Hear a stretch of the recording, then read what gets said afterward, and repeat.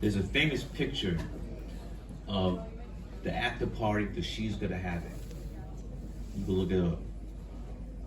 It's Andy Warhol, and I'm standing next to Basquiat and Fab Five Freddy.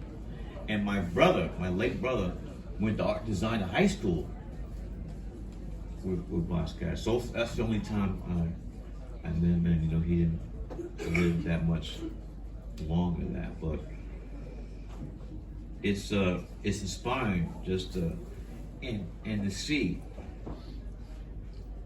And then I got, you know, I was telling someone today that on my wall, my most prized things is a signed breakfast poster, original, a giant poster signed by Godard and Jean Belmondo. I mean, like, so, and I got this big, giant flag, ANC African National Congress signed to me by Winnie and Nelson Mandela.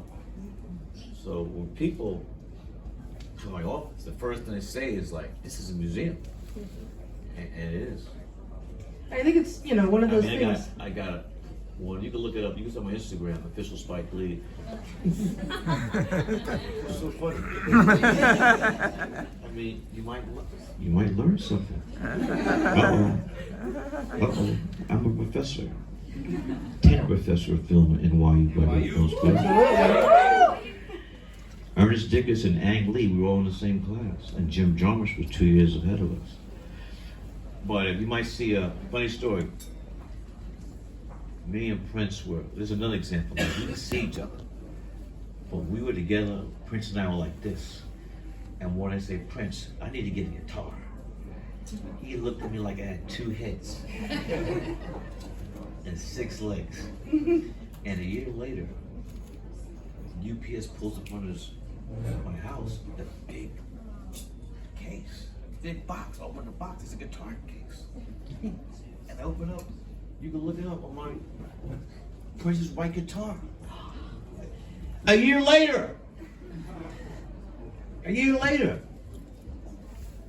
So that, I mean, I can't be forever just talk about that. But even as a child, I was a collector. I collected baseball cards. And growing up then, no one knew the money that baseball cards would bring. Baseball cards, we were flipping them, we would put on the bike so you get to sound like a motorcycle. And our mothers would throw our baseball cards out. Mothers did a lot then. They threw out our Marvel comic books, Spider-Man 1, the Fantastic Four, Daredevil. Just threw them out. How much money those things are worth now? But nobody knew. Nobody knew. You never know the value of something like that until later. But on behalf of all mothers, if you all had put them away correctly. And she took me to see Goldfinger. And so she would always drag me to the theater or plays, whatever. And she would go to the, and no filming this. Stop. No filming this. Everybody, please respect that. No filming. My love for sports came from my father. So sin was from my mother. And sports was, he was dragging me to games. And we just had to connect with, you don't know, when you're a kid, you don't know where or when those influences are going to come from your parents or your teachers. So my mother was a teacher, and my father also, when he wasn't working, he would teach bass. And my grandmother was a teacher. So I come from a long line of educated black folks. My mother and grandmother went to Spelman College. Story of life. Give it up to Spelman. In the back, stand up. There you go. And my father went to Morehouse, and my grandfather. So these historic black schools in Atlanta, Georgia, that are across the street from each other. When my father was a freshman, Dr. Martin Luther King was a senior. And Martin Luther King III and I are classmates. So my grandmother worked with him. She taught art. Van Gogh was her favorite artist. And so 50 years she taught art. In 50 years she never had one white student because of Jim Crow laws in the South. And a lot of white kids missed out on a great teacher because of that. And for 50 years, my grandmother saved her Social Security checks for her grandchildren. Oh. 50 years. And just put it in the bank, And since I was the oldest, I had first dibs. So my grandmother helped me with that money, say over 50 years, helped me get through Morehouse. That money again we used to, I was the first grandchild for Soch. That money helped me go through NYU graduate film school. And then my thesis film, which won the Student Academy Awards, called Joe's Best Side Barbershop. And she gave me the seed money for She's Gonna Have It.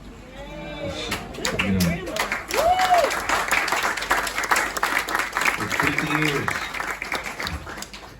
saved her Social Security checks for her grandchildren's education.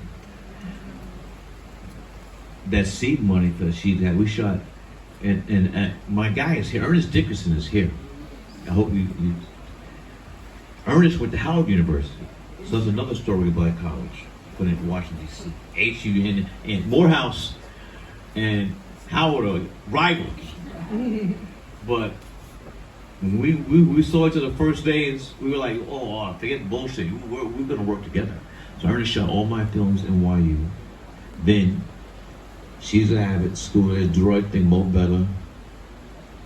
And Malcolm X was the last one.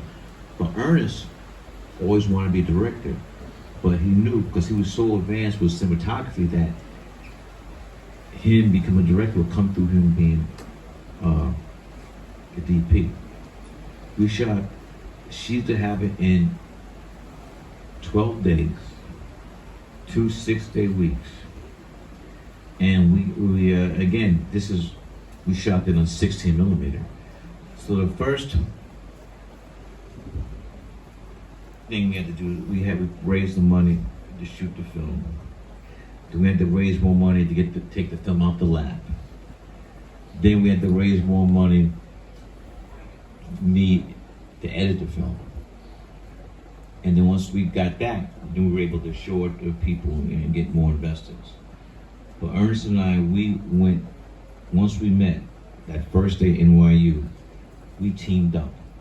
And we said, a hook or crook, we're gonna make our mark in cinema. And it was a dream, but you only dream so far. You have to get off your butt and go to work. And that's what Ernest and I did, so that's what we had to do.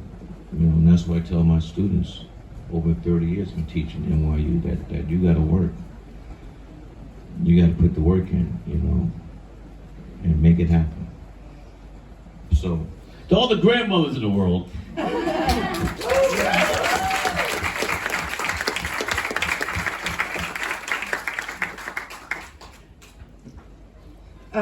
I think it says a lot. Certainly, we have a lot of students in here about not always looking ahead at people who you want to meet who are way up there, but recognizing the people who are around you, who are surrounding you, who are good, and you keep those relationships. Like you've kept your relationships. But if you do some research, the people that George Lucas was going to school with, Francis, Martin Scorsese, it's the, I mean, you want to be, you got idols, but you got the people, your classmates.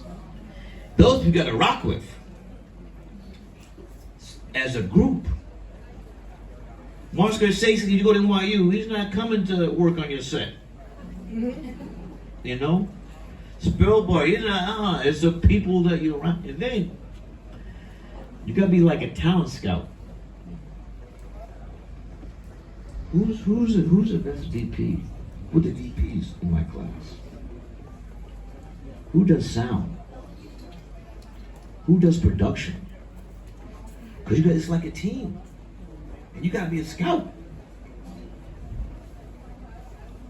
And you know who's good. What? You know who's good. Like you talk to him in class, you know. You can and also, and not just to jump on your back, what you're saying is that sensibilities. Who are you gonna rock with? Who are you gonna rock with? Because it's a team, because when the team hits, everybody's going. You know, who are we gonna rock with? And personality plays a lot. So you be a psychiatrist, you know, you gotta, because this is like your shot. It's your shot. And also, I keep saying also a lot, but tuition is a motherfucker. Tell me And about it. tuition plus you gotta come with the money for the film too. God damn. But like a dinosaur, Ernest and I, there was this people to shoot. You know, you can do your stuff on phones now. We didn't have this. We were shooting Super 16. So technology's made it easier to make your films. And that also, in my experience, the people that get it done are the people that they're committed. If you don't have that commitment, it's not gonna happen. You gotta have that, like, short of dying. Like, if I have to go hungry for a week or so, eat saltine crackers to get this film made, you go hungry. You're not gonna do anything illegal, but don't say Spike said I can rob a bank. I'm not saying that. But I'm just really talking specifically to the young filmmakers here today. You gotta be committed, and also, it just can't you be alone. If you're the director and the people you got in the crew don't give a fuck, what are you doing? That's on you. So it's a team, like all for one for all, and this team you got together, we're gonna do it. We're gonna work hard, bust our ass, bust the asses, and do what you have to do. There's an amazing saying that says, "A rising tide raises all ships." You guys all got to come up together and help each other out, and bring each other and help. We're running out of time. In other words, bust your ass. Bust your ass. He was just. For those who speak Spanish, culo. Okay, so we're running out of time, but here's the question I really want to know. Let's say, quick scenario, the planet. Is this a what if question? Not quite, but a little bit. Let's say the planet is finally giving up the ghost. That's a what if. It is. And we all have to leave the planet. We have to go to someplace else to live. And they decide not to do a time capsule, but an Earth capsule. You get one film to put in it. What are you putting in of yours? And I didn't even say the word what if. This is just a switcheroo okey doke. The flip flag. One of my films? One of your films. Which one do you put in the Earth capsule?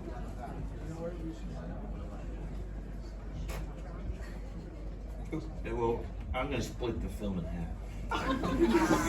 I would say Do the Right Thing in Mountain. And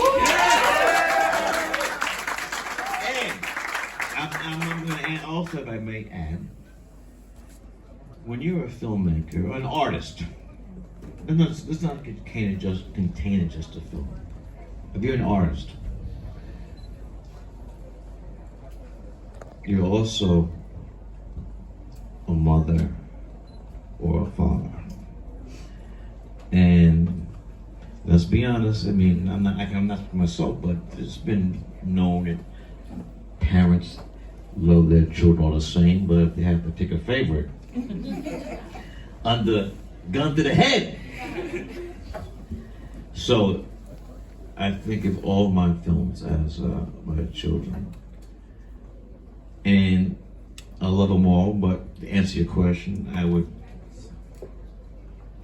had a twin. And the twin is Do the Right Thing about the Vex. I actually was wondering between those two. I was like, I don't know how he picks between those two. But we solved the problems. I think the analogy of children is the one that, for me, best answers that question. And on any given day, you might sway toward one kid or the other, depending on who's acting less crazy. So, but you got twins. You got lucky. Oh! That ain't luck. You heard that? The twin part. No. Twin part. No. You used the word luck. This body work was not luck. No, I believe that completely. You So said luck. I was saying you got lucky. Take back the word luck. Okay, take it all back. Thank you. You worked hard to See how have these twins. Boston people are over there? How dare you? No, we have something in common. Yes. New York and LA do not like Boston. We don't like Boston.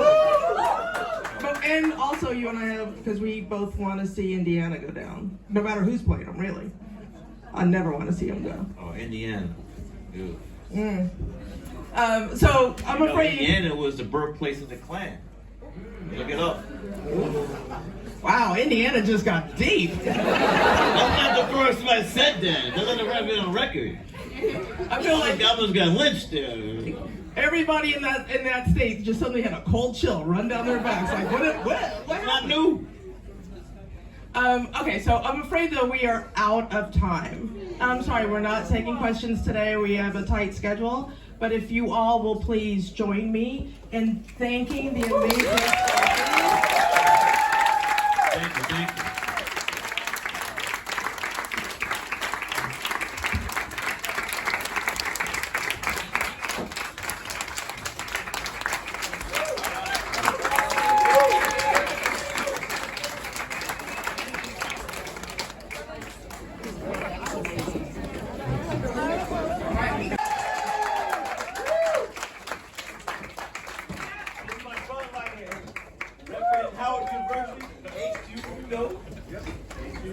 Class of 77. Tell us about when we met. Oh, first day. Well, found out which school you went to. Hey, Sit back down.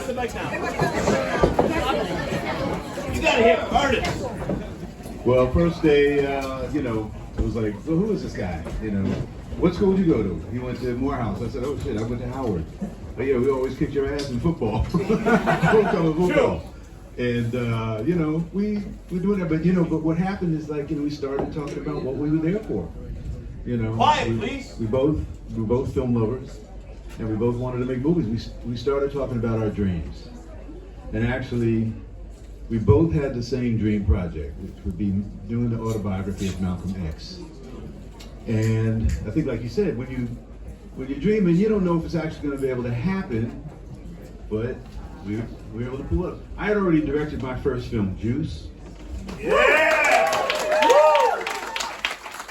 So I was already on my way as a director, but then Spike was able to get Malcolm X, and I said, ain't nobody else gonna shoot that film but me. Yes, sir. So I went back and that was my swan song as a cinematographer, and I'm happy about that. Amazing.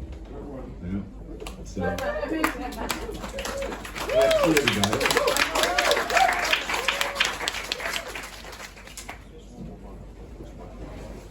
Well, you know, Joe's best time barbershop.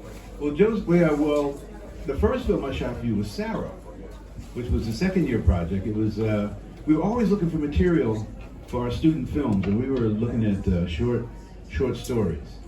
And Spike had this short story called Sarah, which was about sibling rivalry at a Thanksgiving dinner. And You'll never see it. You'll never see it. and it was great because we shot the what was great about it was that Spike actually got a real turkey to be the prop turkey, but that's also what he fed the crew with later. And we shot it at his uncle's house, Father Malcolm Lee. Yeah, Malcolm Lee's dad, and we shot that, and then Joe's Bed-Stuy Barbershop. We cut heads. That was a landmark for us, and we had this barbershop that we could only get on weekends, if I remember correctly. We could only get it on weekends, and so all the barbershop stuff was done there. But that won Spike the Student Academy Award, and it got me my first feature, which was Brother from Another Planet, the John Sayles movie. That was my first feature, but then a couple of years later, we were able to do She's Gotta Have It. Yeah. And we were looking, at that time we didn't have VCRs, we were looking at HBO, and the movies that we were looking at that time were Rumblefish and Raging Bull. Well, we went to the movies and saw Raging Bull, and that just blew us away. That Marty Scorsese really became a major inspiration for us in how we were how we used the camera. Even still today. Yeah, Marty is the man. And so we decided to do She's Gotta Have It in black and white, and which was more expensive because black and white, not everybody did it. The daily lab runs were in color, so they had to actually do a special setup. Do it, right? Yeah, it was do it. They had to do a special setup to do black and white. I got nervous because we were going to blow it up to Super 16. We shot Super 16. We were going to blow it up to 35. So I had to make sure that my negative was like spot on. And the thing about it was that people weren't shooting black and white film, so the quality control had kind of like slipped. So the ASA was 125, but I had to shoot some tests to find out what the real ASA was because it was really different. So, we shot it in 2 6-day weeks. And our location moved. We just put the camera on the shoulder and walked down the block. And our production van we got from Rent-A-Wreck. Monty Ross was our producer, who had also been the lead actor in Joe's Bed-Stuy Barbershop. So then we did that, and then I remember Spike went to the San Francisco Film Festival. That's when he first showed it, I believe. And he called me up the next day and said, Ernest, I said, yeah, what? Right when the movie was starting, there was like a citywide blackout. And the movie just stopped. I said, oh shit, what happened? He said, nobody left. It was like a blackout for like 20 minutes. And he said, nobody got up and left. And then the movie came out, and so the next film was School Days. What was so interesting was that Spike and I had developed a kind of telepathy. When we were on set, locking. Yeah.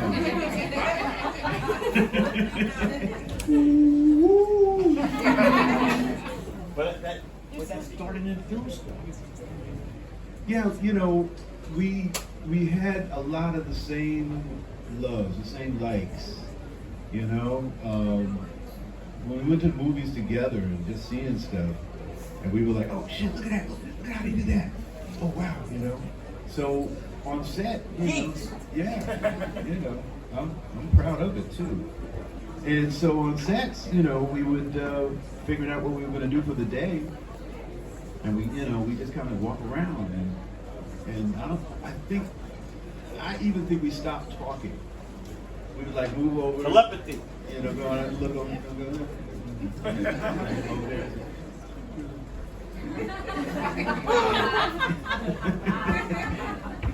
Yeah, and then when we did Do the Right Thing, that was great because that was the first time I was able to actually have a decent pre-production. I mean, when we did School Days, we had all the locations set. We had the whole look of the film set at Morehouse. A week before we started shooting, we lost 90% of all those locations. So because they wanted script approval. Back with people in Morehouse. They were afraid that the movie was going to be full of orgies, and because she's got to have it. Nah, we cut it out the script. Just joking, just joking. You know, but so a lot of times it was just walking into the location cold and okay, what can I do with this room? You know, so that was crazy. But then Do the Right Thing was great because we had long pre-production and we were able to like really work out the problems of shooting over 8 weeks and make it look like one day. You know, which is kind of tough in New York. So, yeah. So we got to wrap it up, I guess.